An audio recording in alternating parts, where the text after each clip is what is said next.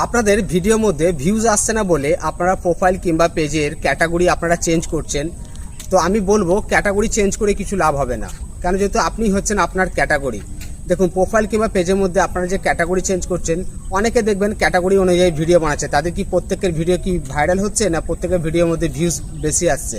কিচ্ছু না, এসব ফালতু। কেন? যেহেতু মেন কথা হচ্ছে ক্যাটাগরি ম্যাটার করে না, ম্যাটার করে কি আপনার কতটা মেধা আছে, আপনার কতটা দক্ষতা আছে একটা ভিডিও বানানোর ওপর, সেটা হচ্ছে সব থেকে বেশি ম্যাটার করে। আর আপনি কীরকমভাবে কথা বলতে পারছেন ক্যামেরার সামনে, এটা হচ্ছে সব থেকে বড় জিনিস। ক্যাটাগরি কখনোই ম্যাটার করে না। আপনি যখনই একটা ভালো ভিডিও, যখনই আপনি একটা শ্যুট দিবেন, যখন ভালো ভয়েস দিবেন, ভালোভাবে কথা বলুন ভিডিওর মধ্যে, তখন দেখবেন অটোমেটিকলি একটা দর্শক আপনার ভিডিওর মধ্যে আকর্ষণ হবে, আর তখনই আপনার ভিডিওটা প্লে বাড়বে, তখনই আপনার ভিডিওটা ভাইরাল হওয়ার চান্স থাকে। ক্যাটাগরি এখানে কিচ্ছু ম্যাটার করে না। অনেক দেখছি বড় বড় ইউজাররা বলে না যে ক্যাটাগরি অনুযায়ী আপনারা ভিডিও বানান, ভিডিও ভিউজ না এলে ক্যাটাগরিকে চেঞ্জ করুন। এসব ফালতু কথা। আমি ওয়াসিম বলছি, ক্যাটাগরি কোনো কাজে লাগে না। ক্যাটাগরি আপনি হচ্ছেন আপনার ক্যাটাগরি।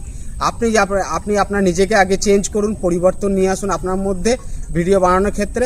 অবশ্যই দেখবেন ভিডিও একদিন না একদিন ঠিক আপনার ভাইরাল হবে। তো যাই হোক, সকলে কিন্তু মনোযোগ দিয়ে কাজ করে যান।